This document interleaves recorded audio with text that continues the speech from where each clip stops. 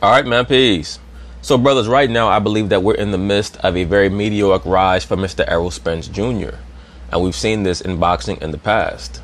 Circa 2005, 2006, even though Floyd Mayweather was widely recognized as the top pound-for-pound fighter in the sport, he still was not known to the masses. It wasn't until he whooped Arturo Gotti's ass and then started to become a noted pay-per-view entity, and then eventually becoming a pay-per-view star when he faced off against Oscar De La Hoya, did he truly arrive. And that was around the age of 30. Right now, Errol Spence is 29 years old, so I think that he recognizes that the moment is now for him. He has to start making the big fights. He has a very crowd-pleasing style, so the viewers will come. Will he ever rise to the level of a Floyd Mayweather? No, I don't think so, because I don't think that he has the personality that will polarize people the way that Floyd Mayweather had. He seems to be a very meek, humble brother.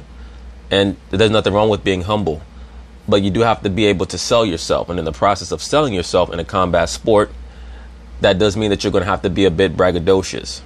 So will he grow and mature into accepting that and coming a little bit more out of his shell to sell the fight? We'll see. But I do think that he understands how the boxing business works. That means that as a so-called black fighter, a lot of his biggest fights are going to happen against non-black fighters because that's how you take their fan base. That was the Floyd Mayweather business paradigm. Floyd understood that when he fought Oscar De La Hoya and Ricky Hatton and Juan Manuel Marquez and many of these other non-black fighters. That is what allowed him to eventually ascend to the level that he wanted to ascend to according to worldwide appeal. And that had an effect on his bank account, because now his purses went from $4 or $5 or $8 million a fight to making $35 million a fight to eventually making $100 million a fight. Once again, can Errol Spence get to that level? I don't think so, but we'll see. So anyway, Skip Bayless and Shannon Sharp sat down to review the aftermath of the Mikey Garcia-Errol Spence fight, and also to hypothesize over whether or not Manny Pacquiao should fight Errol Spence. So of course, they're going to talk about it. I'm going to chime in. Time for a hot topic of the day, sponsored by Sprint. Errol Spence obtained his IBF welterweight championship with a unanimous decision over Mikey Garcia on Saturday night. After the fight, Spence called out Manny Pacquiao, who was conveniently in the building. Let's take a listen. There was no convenience to Manny Pacquiao being in the building. He's looking for his next opponent. He was hoping that it was going to be Mikey Garcia. Errol Spence winning kind of threw a little monkey wrench into that potential game plan. Mikey Garcia would have been a perfect next opponent for Manny Pacquiao, because they're both around the same height, and they're both fighting in a weight class that's not their natural weight class. So now Manny Pacquiao, he's in a bit of a pickle. He may have to fight Keith Thurman next. Because if you're Manny Pacquiao and you have the opportunity to choose who your next opponent is going to be, Keith Thurman or Errol Spence, why the hell would you pick Errol Spence next? I just don't see that. I don't see Manny Pacquiao fighting Errol Spence unless he absolutely has to. Tell Manny Pacquiao come back over here. Manny! Come on over here, Manny. He been here before, he broke records here before, he's a legend of the sport, and it'd be my honor to fight him next. Is that the fight you want next, Manny? No.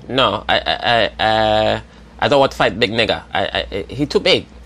He almost heavyweight. I fight welterweight. I don't fight heavyweight. Errol Spence, at least, he too big. He at least 250 pounds. He hit hard. I don't want to fight that guy. I got to talk to my promoter. Yeah, why not? All right, Shannon, would you give Pacquiao a shot to beat Spence? Yeah, Pacquiao is a big fighter. Yeah. I would love to see that fight. Do I think that Manny Pacquiao would win? No. But I do believe that he will go out guns blazing, because that's all he knows. All Manny Pacquiao knows is go all out. So I don't see him beating Errol Spence, because I think that Spence has the advantages in every category. He's a better pure boxer. He has better footwork. He punches harder. Hand speed, I might give Pacquiao a slight edge, a very, very slight edge.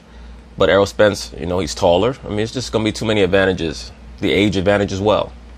Yeah. Yeah, he's past his prime, Skip. If you look at the fights, let's just take the last. Let me say this very quickly. I don't think that Manny Pacquiao could have beaten Errol Spence even when Manny Pacquiao was in his so-called prime 10 years ago. Manny Pacquiao had to be matched very carefully throughout his career to make sure that they built him up. I'm not saying that he's not a great fighter. He's a tremendous fighter. But Manny had to be matched properly. He also had to have the media behind him. While Floyd Mayweather was fighting champion after champion, Manny Pacquiao was allowed to fight many fighters who really he should not have been getting in the ring with. He was oftentimes getting in the ring with fighters who had lost their previous fight or who had just won a comeback fight before he fought them. And then Bob Arum would arrange for the fight to be fought at a catch weight with a rehydration clause. Once again, I'm not trying to take anything away from Pacquiao, but that's why I cannot consider him on the level of the truly top of the top, the creme de la creme of the all-time fighters. I put him on that second level. But that first level, no, he can't get there because a lot of his career was based in very carefully picked opponents. And it's always been the case that Manny has trouble with slick boxers. He needs to be in the ring with a stationary target. The Brandon Rioses of the world, the Antonio Margaritos of the world, and the Antonio Margarito fight was one of his tougher fights. But the reason why Antonio was picked because they realized he was coming off of a year layoff and he no longer had that plaster of Paris in his gloves. And Antonio Margarito still severely hurt Manny Pacquiao very badly in that fight. And of course, we all know Manny Pacquiao severely hurt Antonio Margarito as well. Really changed the rest of his life by damaging his eye that badly. Manny Pacquiao broke his eye socket, damaged his eye and everything. I believe Antonio lost an eye in that fight, if I remember correctly. Last 5 years, he lost to Jackie Bradley. I don't think not Jackie Bradley. My bad, Skip. Not Jackie Bradley. Jackie Bradley's a chick I used to have a lot of fun with back in college. I think it made Timothy Bradley. Timothy Bradley. Yeah. I don't think anybody thought Timothy Bradley beat Manny Pacquiao in that first fight. That was an absolute all-time robbery. Yeah, that's one of the worst robberies that I can remember. that Timothy Bradley fight with Manny Pacquiao, the first fight. And Timothy Bradley got what he deserved because what Timothy Bradley tried to do, he tried to play the good black guy. He understood that there was a lot of controversy pertaining to the Floyd Mayweather-Manny Pacquiao fight not being made at that time. So what Tim Bradley did was he got on camera and he said, well, I think that Floyd is scared of him. I think this and I think that. And you're going to see when I get in the ring with Manny Pacquiao, I'm going to do this and I'm going to do that. And he couldn't do shit. And then on top of that, got a gift decision. And then after that became so depressed because the boxing fans no longer respected him that he tried to go on a kamikaze mission against Provodnikov and damn near got himself killed. Even the Horn fight, Skip, it was very, very controversial. It was very controversial. I thought that Pacquiao won that fight. But once again, the Jeff Horn fight shows you that size and strength gives Manny Pacquiao a lot of trouble. And Jeff Horn is a C-class fighter at best. Errol Spence is an A-class fighter who's even bigger than Jeff Horn. He's bigger and stronger than Jeff Horn. If you're Manny Pacquiao's people, you don't want him in the ring with Errol Spence, man. That's going to be his last fight. Marquez caught him with a punch. Manny was leading on all the scorecards. He walked into a punch. Marquez was on that stuff, but it's not. Yeah, Marquez was on that stuff. He was on that same stuff that Manny Pacquiao was on, allegedly. That's neither here nor there. Mayweather, I believe he fought Mayweather 5 years. This fight happened 5 years later than what he should have. Well, that's Pacquiao's fault because Floyd offered him 50-50. All he had to do was take a drug test. He said no. He claimed he was scared of needles, even though he had a whole bunch of tattoos on his body. So, I mean, people talk about that fight happened 5 years too late. If you ask Floyd and Manny, they're not going to tell you that the fight happened 5 years too late because they made so much more money than they would have made had the fight happened in 2009. But once again, Manny Pacquiao, he was offered 50-50 for that fight. And he said no because he was scared of needles, allegedly. And it was 4 years ago. All the man had to do was take a drug test.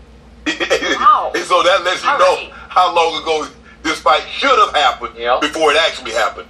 You know, Skip, I believe Manny Pacquiao has more power than Mikey Garcia. Not quite sure about that one.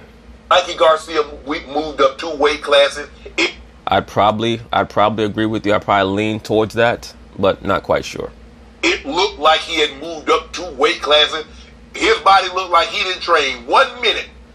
No, it looked like Mikey trained. It just looked like he has very poor genetics to develop musculature. He's never going to be ripped unless he gets on that same shit that you accuse Juan Manuel Marquez of being on. For this fight. And for me, looking at it, Skip, I was surprised that Spence was the bigger fighter, more skilled fighter, more the heavier the punching power of the 2 fighters. And he still couldn't get Garcia up out of there. Well, you have to ask yourself a certain question, Shannon Sharp. If you've ever watched Errol Spence fight before, you know that he puts the pedal to the metal. For him to allow Mikey Garcia to last 12 rounds, it's very clear that one of two things happened. Either Errol Spence wanted to punish Mikey Garcia for what he called his arrogance and the arrogance of the Garcia clan before the fight, or he was given a directive by Big Brother Al Heyman or someone, look, Errol, don't hurt the boy too bad. We still going to need him after this fight. You know, do what you got to do to win, but please, just don't leave him in tatters. Don't leave him in shambles.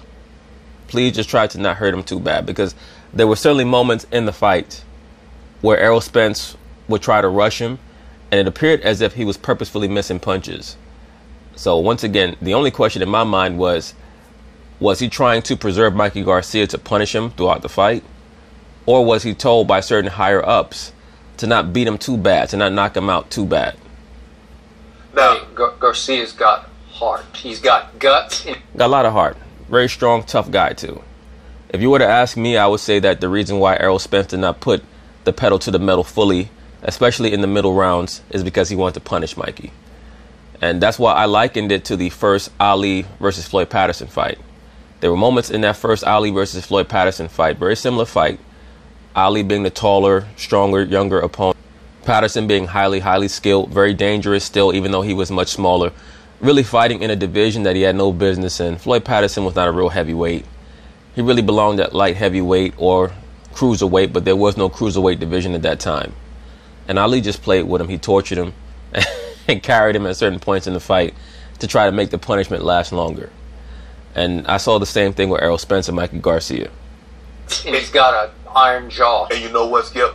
Maybe once after the second, third, fourth round, he realized he wasn't going to win. Now I just need to survive. He did. If I can go to distance. That was a moral victory. Exactly. I can go to distance. Yep. Now Pacquiao, I believe Pacquiao will be busier than Garcia. Well, he'll try to, but you never know. When you're busier, that means that you open yourself up more for counters. And Errol Spence has longer arms, and he will be the harder puncher of the two fighters. Errol Spence hits harder than Manny Pacquiao. I believe Pacquiao possessed more power than Garcia. But here's the thing. This is why Spence, this is where the money is. You got that right. This is what this, I mean, there's Terrence Crawford, there's Sean Porter, there are other guys that Spence Jr. can fight. But none of them is going to give him the payday like Manny Pacquiao. And you know what also? Not only will Manny Pacquiao give him the payday, but I mean, let's be for real. Many of these other fighters have jerked Errol around in the past. Now he's becoming the money man, so now they're going to have to start coming to him. And why not start off this new era in his boxing career by taking out one of the old dogs, that being Manny Pacquiao? That will officially make him the money man. If Errol Spence is able to get the Pacquiao fight for July, let's say, or August, and it's a sold-out Dallas stadium, 51,000 people, 55,000 people, how many people fit in there? And Errol Spence has a spectacular performance, knocks out Manny Pacquiao. Now, these other fighters, they're going to look like duckers if they don't want to fight him. So he's in a no-lose situation. No-lose situation. The Pacquiao fight really is the perfect next fight for Errol Spence. Even more than Sean Porter. Because Sean Porter ain't going anywhere. Manny Pacquiao's 40, Skip. Yeah. But they know if you want the payday, you still gotta call out the old legend. Manny Pacquiao put 51,000 people in the seats fighting Josh Clottey. That's right. He put 51,000 people in the seats fighting Joshua Clottey. And that's probably the worst fixed fight that I've seen or that I can remember in the last 10 years or so. Since you want to talk about fixed fights, Joshua Clottey might have thrown 10 punches the whole fight. For 12 rounds, he might have thrown 10 punches. I mean, that fight was one of the worst fixed fights that I've ever seen. That Joshua Clottey versus Manny Pacquiao fight. That's why I say, look, Pacquiao's a great fighter. But there's been a lot of shady shit that's going on with his career. I'll leave it at that. Joshua Clottey, Skip, that's what Pacquiao did. At Jerry World. At Jerry World. Yeah. Now, Spence just put another 47,000 in there. Yeah. Hey, bring it on back. Hey, I'm sure Jerry would love to have that. Would he? Jerry will put it in. Hey, y'all come on back down here. You know, hey, I got to pay for the. Hey, Skip, you got that big old yacht, Skip.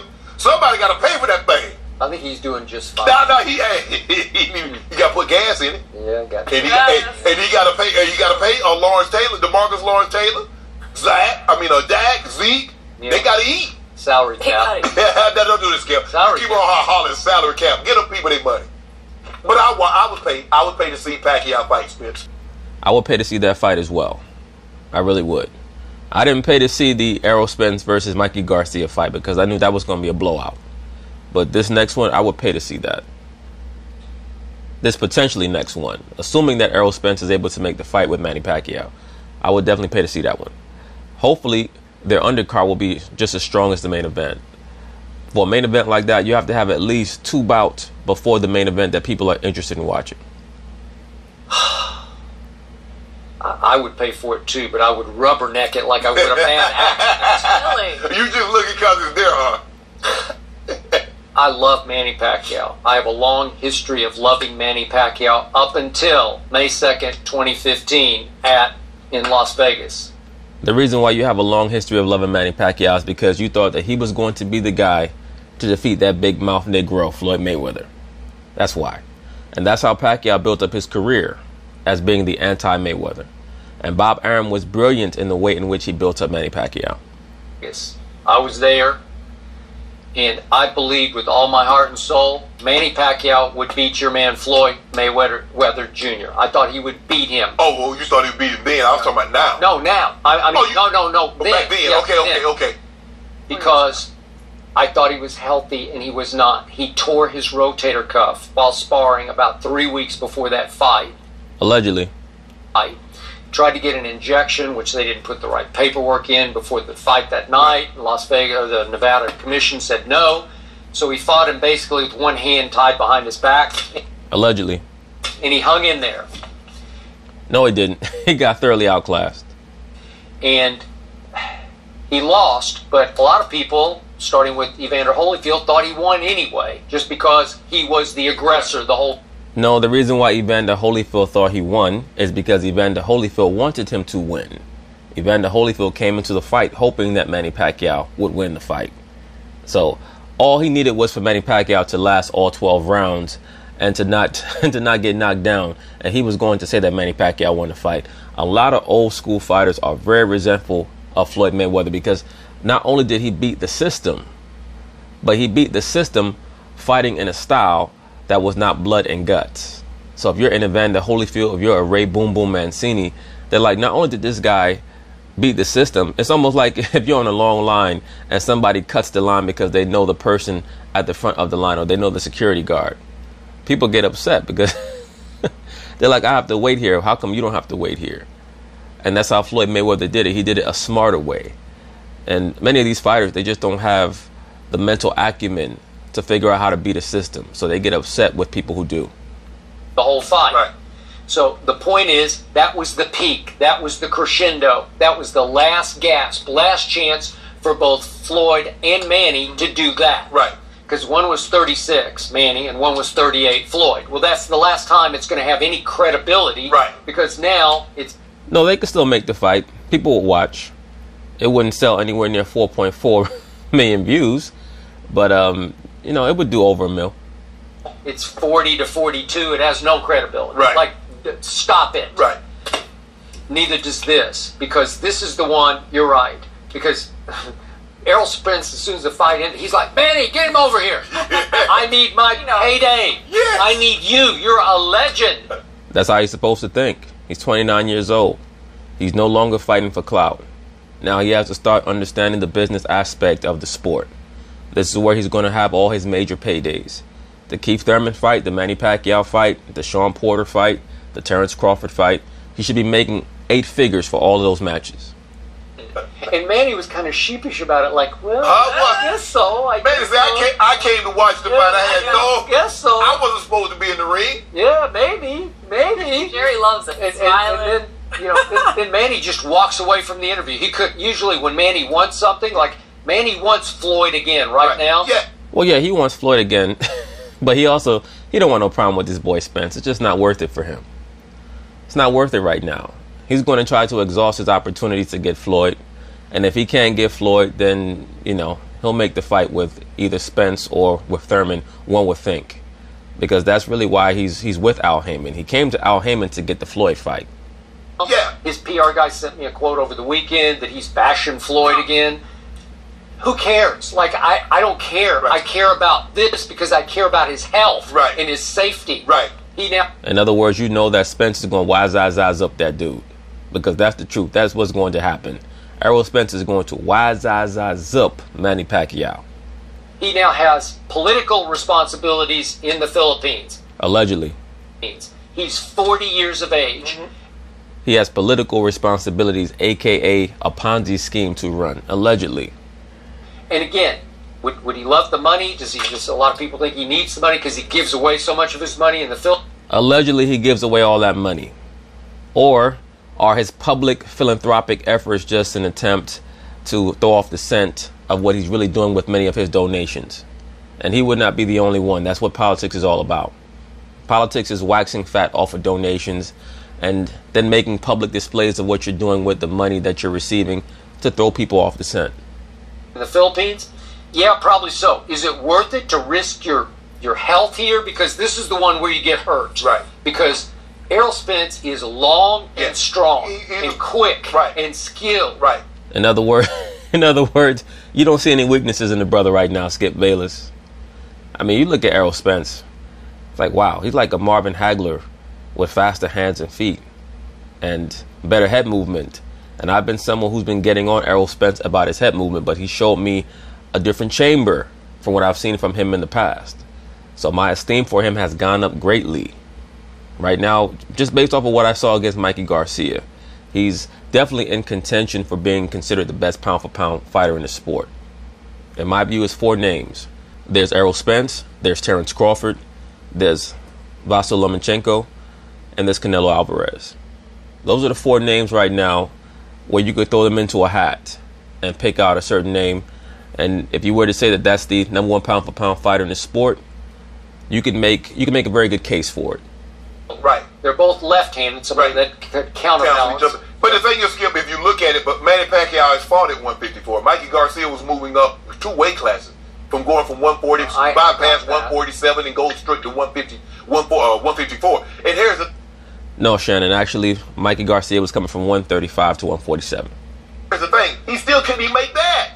No. So that's not him. And then Lennox Lewis was on here telling him that guys normally box 2 weight classes down. Yep. So Spence Jr. probably walks around at 175, 180. Might. Yeah, he probably walks around 175. Even though after the fight, Spence Jr. even stated that he's not going to balloon up past 160 when he's not fighting anymore, because he understands that when he keeps himself lighter, it's easier on him in training. He also feels better. He feels lighter. He feels more energetic. Might. So that's a big man. But Pacquiao has fought at 154. He fights mainly at 147. So Started out way at 106. I know. God. That's how you can get 8 divisions of under your belt. Errol Spence just turned 29. Right. So there's a big age gap there. Big age gap. And some reach gap. There was No, there's going to be a big reach gap, Skip Bayless. But let me say this. The reach gap between Manny Pacquiao and Errol Spence is about the same as the reach gap between Floyd Mayweather and Manny Pacquiao. That's why I've always stated one of Floyd's greatest gifts is his arm length. His arms are so long. But then he still has that hand speed. So that shows you how ethereal his hand-eye coordination must be. There was a big age gap between Conor and Floyd. A big age gap. And Torrey Taylor up, the old man There was an even bigger skill gap and conditioning gap. put some on that young Really? man. So Conor McGregor, who's an MMA fighter, said, "I will box you." Yeah, for a big hefty payday. It wasn't like Conor McGregor just said, "Yeah, I'll fight." He agreed to it because he's going to make a lot of money, Skip Bayless. I will box you and I will hang in with you and I will have you in trouble in the 9th round. You wasn't in no trouble. Yes. You wasn't in no trouble, In Skip. trouble in the corner. Skip, you asked for this. Yep. Skip, that the man ain't go around. You don't look. If you're a fighter, you don't walk in the streets talking about I'm looking for somebody to fight. But Well, Ali used to do that. Muhammad Ali would walk into strange boxing gyms and say, "I'll whoop any person's ass in the boxing gym." But when somebody step to you, you just go ahead and handle it. Yeah. I can make 280. That's like somebody coming up off the street talking about, I want to challenge you to a bet. As a matter of fact, that's how Ali first encountered Ken Norton. Muhammad Ali was in a boxing gym on the West Coast, and he walked in there and he did that. He said, "I'll whoop anybody's ass in the gym." And Ken Norton took him up on that. This is back when Ken Norton was just a prospect. I believe that it was during the time when Ali was exiled from boxing. And, you know, they started to spar. And Ken Norton did something to Ali in their sparring match that he did to him in their first couple of fights, which is pick him up off his feet when he had him trapped in the corner. He was trying to physically intimidate Ali. But that was the first time where Kenny Norton, and he stated this after that encounter, he said that he felt like the intimidation factor that Ali normally would have had with other fighters was no longer there once he was able to show Ali that he could physically dominate him in some way. And it trickled over into their 3 fights. And anybody who's watched the 3 fights between Ali and Norton will tell you that all 3 fights could have went either way. All 3 fights pretty much came down to the last round. As a matter of fact, the most dominating performance of any of the 3 fights that either fighter had was Kenny Norton in their first fight. To a bait, and they say I'm gonna put $1 million down. What I'm supposed to do? Even though I do this, you know what I do. Get your cut. I'm taking shebang. I'm taking the whole ball of wax. So Skip Bayless. All I know is I was there that night in the Bahamas when Muhammad Ali fought Trevor Berbick. It was and it was the saddest thing I've ever witnessed, that I've ever covered. They had cowbells between the rounds. Yeah. Well, that happened to Ali because he was a slave to fame. That's why I did the video called Slave to Fame. Muhammad Ali was a slave to fame. He was a slave to the attention. And a lot of brothers get mad when I say that, but it's the truth. He was extremely courageous, phenomenal fighter, but he was a slave to fame. You know, shaking cowbells. And I'm like, this is Muhammad Ali. But this is what what are you doing? And he took another pounding, and you know the rest of that story. It was it. That was the last time we fought. Way to go. Well, I don't want to see that with this. I just don't want to see He might get it. Understand that. Pacquiao might get it. You want some dew on this one? Even Skip Bayless knows that Pacquiao has no chance against Errol Spence, man. That's just not going to happen. No. No. Save it for another one. Okay, walk. But anyway, that's basically it on that. We'll see what happens if Manny Pacquiao and his team decide to take Errol Spence up on his offer. I think that the only way that that's going to happen is if they're sure that they're not going to get the Mayweather fight, number 1. And number 2, if Errol Spence is able to make the greatest monetary contribution to Manny Pacquiao's coffers, because he is in search of a lot of revenue, because Manny Pacquiao is not very responsible with his cash. But anyway, peace.